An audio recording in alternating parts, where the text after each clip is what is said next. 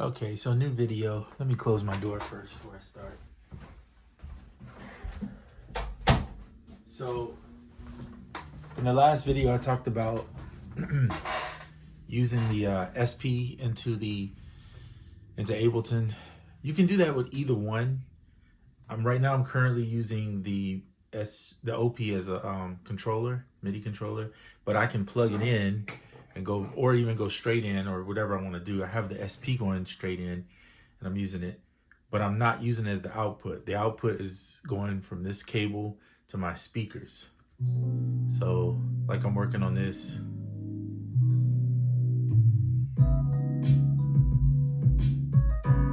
Right?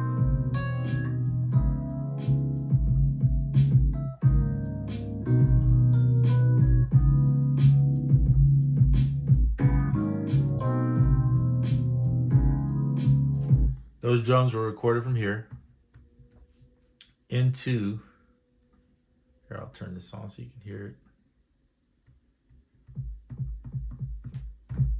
it. Recorded into, directly into here, right? So I'm recording in the drums, but somebody was saying, can you record back out? And the answer is yes, absolutely. It's just like any other, like you can plug your phone in through the USB and record into here, into the SP if you want to. I just plugged the guitar in and recorded just this little bit.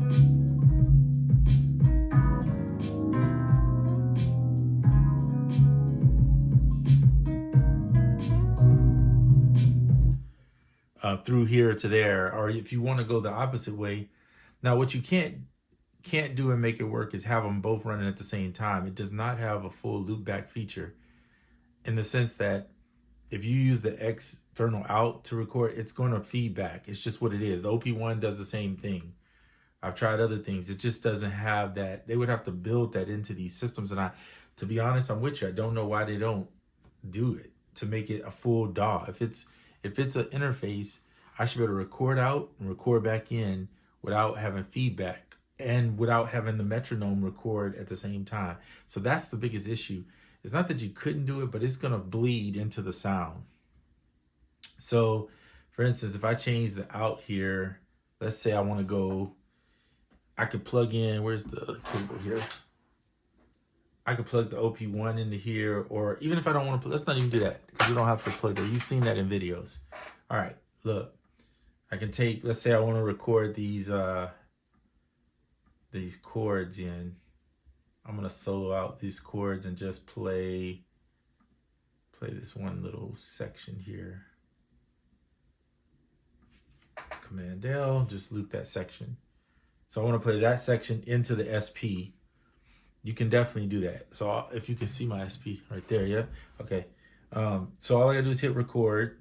I'm gonna record to this pad, but you need to make sure that the tempo is set to 89, otherwise it'll be off, right? And then you got this, make sure your preferences right here, the SP needs to be set. You don't wanna set it as the in because you're not gonna record in. So you just put none if you have to. But you'll have to go in and manually do this. This does not automatically do it for you. So you have to go and manually change that to that. And now there's no input going into here, but whatever's coming out will record in here. So if I hit record there, it's gonna wait for me to trigger something. So I'm just gonna trigger it here.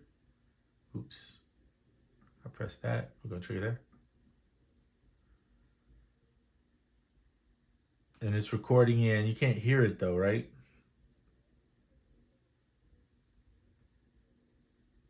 All right, and I'll stop it there.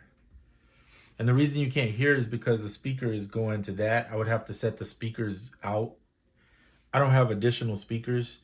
I could put the headphone. So let me show you what I mean. I could take this and run it to the headphone.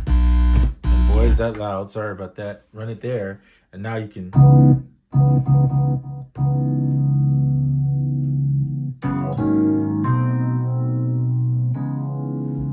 So you can hear it.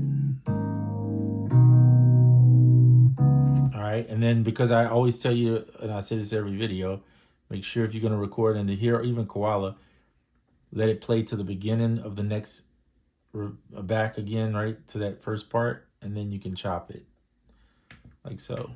Truncate it, boom. And now you should have a good loop. Want to test your loop, use the roll button. Press loop on and hit the roll. See, it goes right back into it. Now this sample is like stupid loud because I didn't hear what it was sounding like when I played it.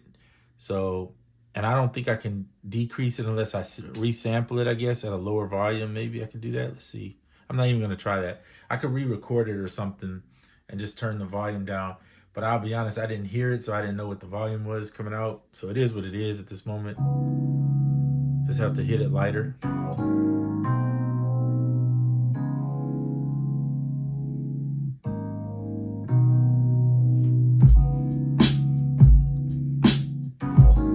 That's terribly off, by the way. I have no click and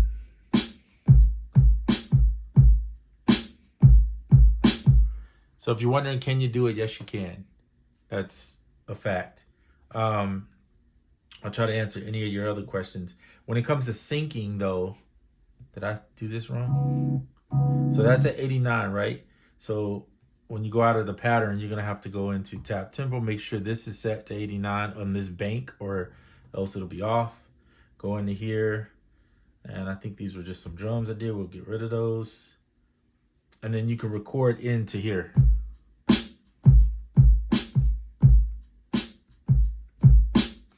My only thing is why I don't do this often, if I'm just building a chord progression, sure, I'll build it in here and then I can send it, or I could just play it through here and send it using the OP. I can control it.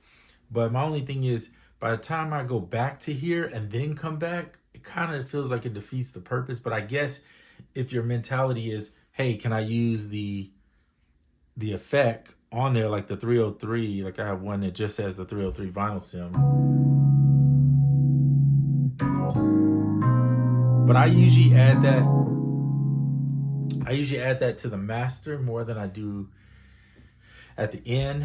Or if I'm recording something into here, like I recorded these drums in here using the 303. So I will take that off solo. We'll solo command, solo command, solo command.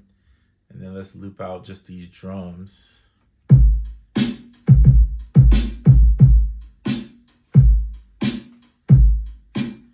So what you're doing is you're running it through into here. So technically you could use it like an interface in that way if you want to, and just be listening to it. But when you go to record, you can't really record through here back into here without switching it again, or else you're gonna get that click track in the back of your track, if that makes sense. So if you wanted to do this on a pattern, then I would go in here and you'd say pattern, you're in A, so hit that, set it to 89. I'm pretty confident this is, I ain't pretty confident yet, let me look. I said I was confident, I'm not. Yeah, it's 4 bars, okay. Set your tempo for 89, because that's what it was, I believe. Set this for 4 bars, right?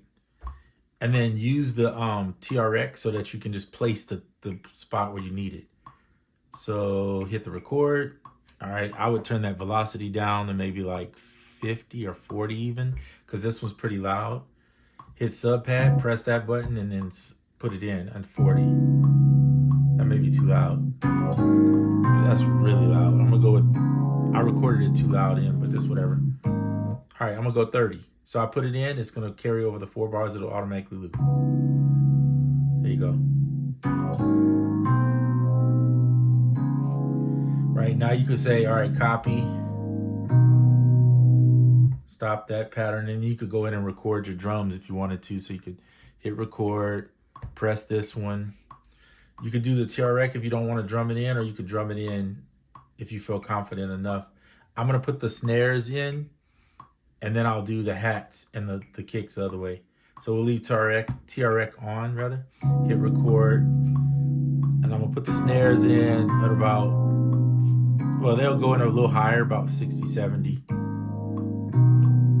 All right. So I know where they should go, but I want to shift them and throw them off a little bit. So I'm going to put a -5 on there.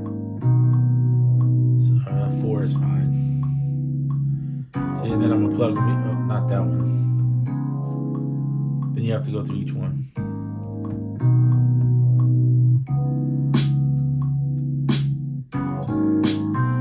And kind of, if you really wanted to make it more, I would probably say even lower that. So you could probably go maybe like 40, press one in, take that one off, and maybe go 30. I like that because they're getting pretty hard. So maybe 30. 40. Set that one at 40. Set the top one at 30. I don't know, just to give it some variation. So I'm just plugging them in, right? So now they're in, and then you could go in, and if you wanted to do another copy, it's up to you. I'm just going to keep that because I know how to erase it now. So that's pretty simple, and I'll show you that if you need to know. I've shown that in another video. So just look at some of the other videos. You'll see it in there. I talk about an easy way to erase parts if you mess up without having to go through the whole hold down delete, which is annoying. All right, where are we? We're here on the record. So we're going to select the same one. We're going to take it out of TRX mode. And now we're going to do the kicks. So just hit record, and then this is where we are. I messed up already. Look at that. It's all right. Go out, hit record again. Just go back into it and do it again.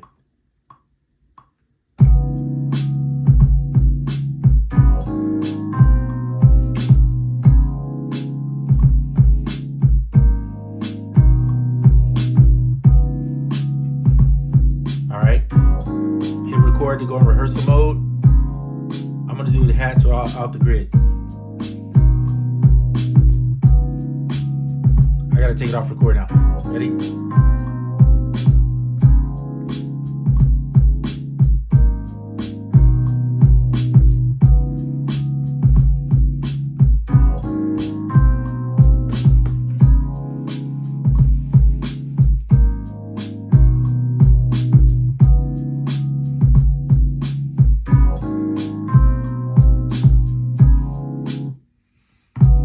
There you go. Pulling it off of there. Then you could record the bass line in if you wanted to.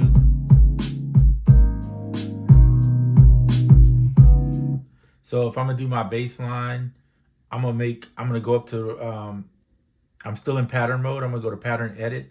I'm gonna select this pattern and I'm gonna press menu and I'm gonna duplicate it and make it an 8-bar, right? And then if you want to record in with it, you guys seen me do this before. So you go pattern edit, not pattern edit, you go right here. You go record, or not record, resample. See, I'm saying everything but I mean. All right, resample, same pad. Go up to the record edit and then turn external in. So that means anything coming in is gonna be what it's gonna record. Now you have to make sure your click track is off. You're gonna do this, you wanna solo out just the bass that you're gonna record, okay? And then you're gonna have to time it. So exit out of there. Now when you prime it, it's going to be press and play at the same time. So it's... See, I don't like that. That sounds terrible. Sorry. All right, so if you hit exit, it won't record. The problem is if the timing is wacky-doodle off, then you know what you're going to get. So I'm going to have to fix that by not doing it this way. It's one thing if I'm playing it, but if I'm just using a recording here, the timing, it does not sync properly. If that's what you're asking about, the person who asked me about syncing. To sync it, you need to like play it. It's like a real instrument to me. That's why I'm not like trying to do this backwards is weird to me, but I would rather just play it and use this as my module, play it into here. It just sounds better and more natural that way. But for the purpose of just showing you can do it, you could also export it and just drop the file in through a USB, SD card. But again, if I'm gonna make the beat in here and then go back to here, that don't make no sense to me. So it'd be better just to play it in at that point. All right, so let's do this. Let's, instead of soloing, I'll just play in a bass. Let's see. Ooh, no. All right, that's cool. It is very loud though, so let's see. How can we?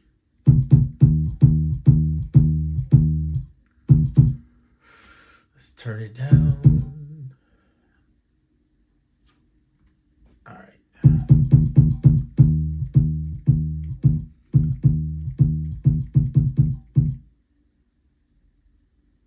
I'm gonna turn it down quite a bit so that it records in. All right.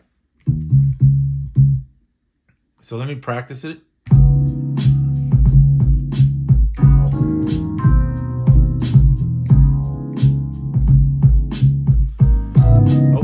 Sorry.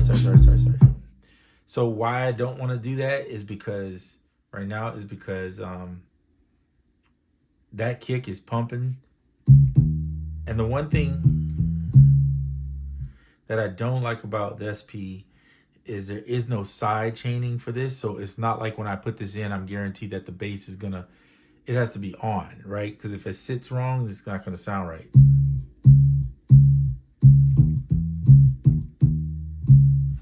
So let me.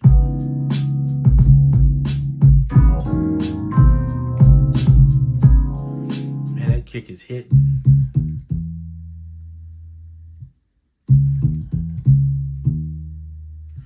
You know what I'm gonna do? And this is pretty easy to do. Take the SD card out. That's one thing I do like about this is I can pull it out whenever I want. And I will need, in order to do this, well, first off, let me see if I saved. I have not. Just in case this decides to crash and I lose my song trying to do this. Collect all and save. Make sure you do that. Cool. So what I'm trying or gonna try to do is see if I can take this 8-bar here. I'm gonna duplicate that. I'm gonna get rid of this portion of it, and I'm gonna see if I can just. Is that 3 bars really? 1, 2. Oh wait, because I don't need this. I only need 2 bars. That's 8. All right, good. I'm gonna freeze flatten this. Let's see. So in Logic, if you have Logic, you could do the same type of thing. You could just flatten or just freeze a track, basically bounce. They call it bouncing a track. So you could just bounce it, and then what you do is you take this here. We're gonna Command J and join it, right? And then we need to put this in. Where is it at?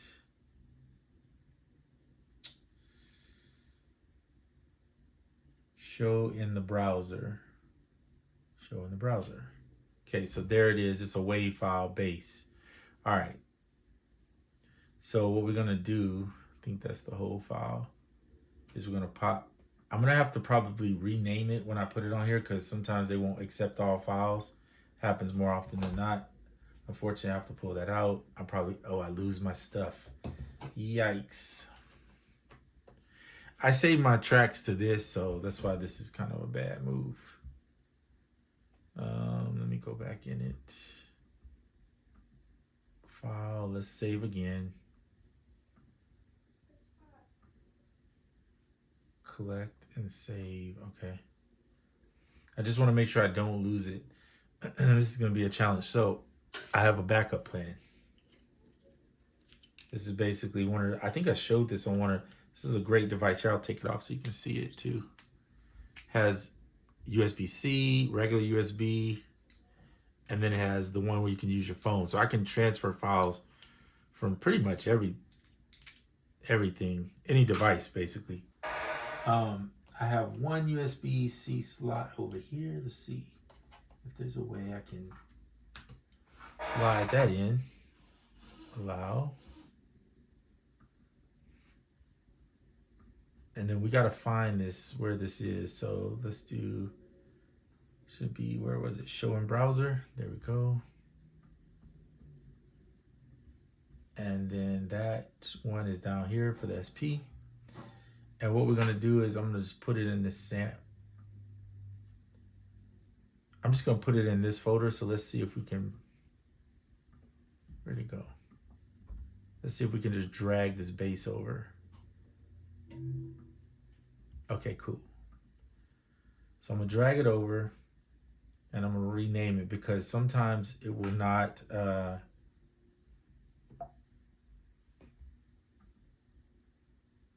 where's the rename button? You're gonna let me rename it? There we go. No, rename. No, what am I doing? Sorry, I got to clicking buttons too fast there. That's the trash. All right, here we go. Rename. Thank you. I'm just gonna call it bass. Something simple and see if it'll work. All right, so here's what I'm gonna do. I'm gonna eject it from the hard drive. Put it back in here. This is a lot of work. You see why I would not do this? I would just play the instrument if you're gonna do that. But anyway, I'm just showing you. Go back to here. Now you're gonna go import, pull from the SD card, give it a second, sample, boom. And it should be a loose sample called bass. You want it to go right there. Hit the enter. Okay, that's all we need. Take the gate off.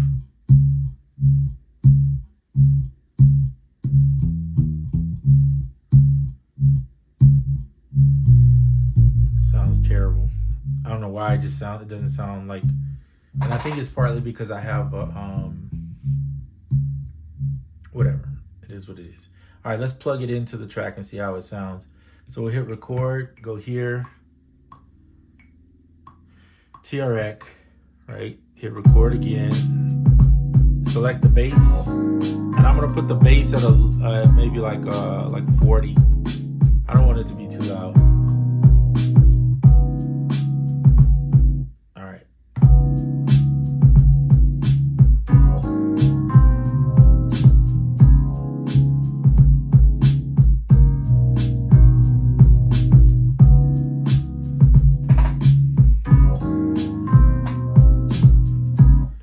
So there you have it. You can send stuff back here. Does it sync? Well, not by itself. No, you're gonna have to go in and do it. Everything in the SP is like that though to me. You have to do it. It's an instrument. It's like you gotta play it to get in. The SP, I'm not gonna tell somebody don't get the SP. I'm just gonna say if you get it, you just know that it's going to be a work to learn it. It's not like a and it's not to be discouraging, but it's not like a jump on it and oh, you're gonna make the coolest stuff out the gate. You're gonna have to practice to get used to this vibe, to be able to make stuff like this.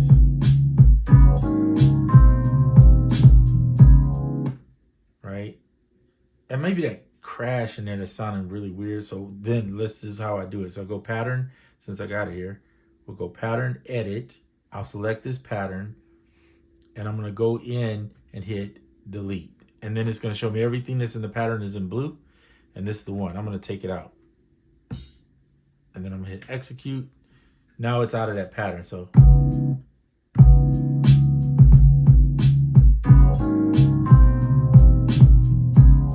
It's the bass, for some reason on that part just sounds weird.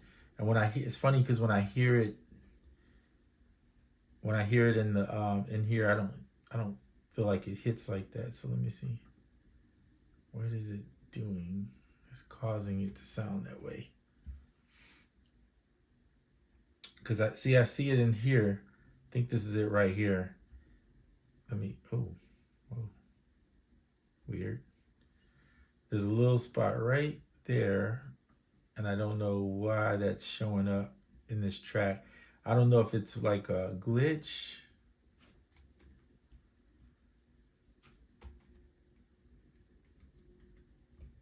All right, yeah, so there, I think that's, sheesh. Sorry, that is crazy. Now let's turn it down.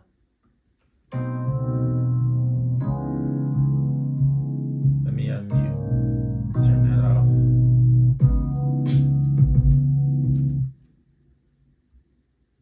Okay, I'm gonna have to mute this portion. I'm sorry. There we go.